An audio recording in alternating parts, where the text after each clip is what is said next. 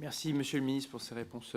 précises. J'aurais juste deux questions avant de me tourner vers la rapporteure. La première, vous avez mentionné le fait que ce n'est pas à l'inspection du travail, mais au juge du contrat de procéder à des requalifications. Est-ce que vous pouvez nous expliquer dans quelle mesure les différentes décisions de requalification qui sont prises par le juge, Cour de cassation, prud'homme,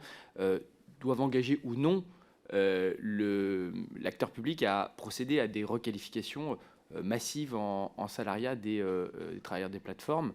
Ma deuxième question, sur le point que vous venez de mentionner, si vous pouvez juste rentrer un tout petit peu plus dans le détail, sur la question des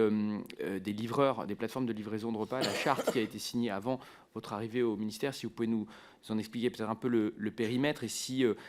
il vous paraîtrait opportun ou non, dans le cadre du dialogue social ou d'autres leviers, d'aller plus loin pour les plateformes de livraison sur la question de la protection sociale des travailleurs et la lutte ou le contrôle en interne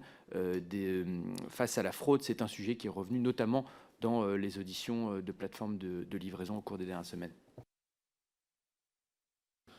Bien sûr, Monsieur le Président, quelques mots d'abord pour dire que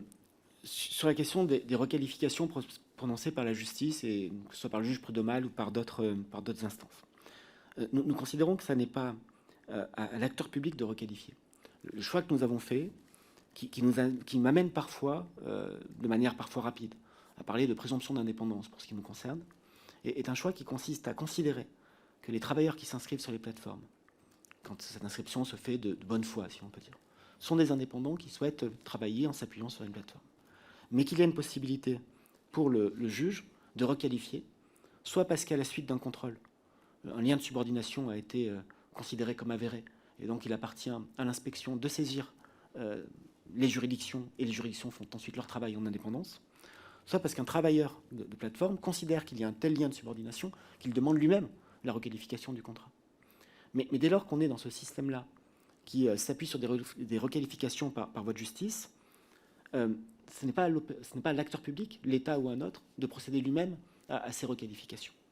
Sur la charte qui a été signée en mai 2022, elle a plusieurs objectifs, notamment la lutte contre la sous-traitance irrégulière, avec notamment la lutte contre les sous-traitances de comptes qui, à la fin, amènent des travailleurs à être à peine rémunérés et absolument pas protégés. Il s'agit de contrôler l'authenticité, de mieux contrôler l'authenticité des documents, notamment la validité des titres de transport. Il s'agit de faire en sorte que l'ensemble des plateformes de livraison qui s'engagent dans ces actions garantissent aussi un suivi de ces actions. Je considère que nous pouvons toujours aller plus loin.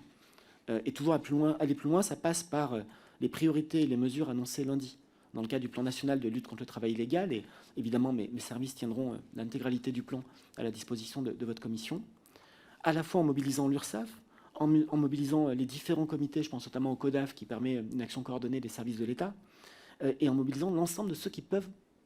mener des contrôles et garantir la régularité du secteur. Aller plus loin, ça passe aussi par le dialogue social. Et passer par le dialogue social, c'est faire confiance à cette représentation des livreurs et des plateformes de livraison pour que dans le cadre des accords qui ont été, les 3 accords qui ont été proposés par l'API et qui sont encore en cours de signature, que ces accords puissent à nouveau renforcer la charte sociale entre les acteurs.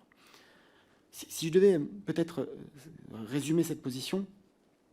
je dirais que l'État soit à l'initiative en ayant suscité le dialogue d'une première charte sociale est une bonne chose et c'est utile.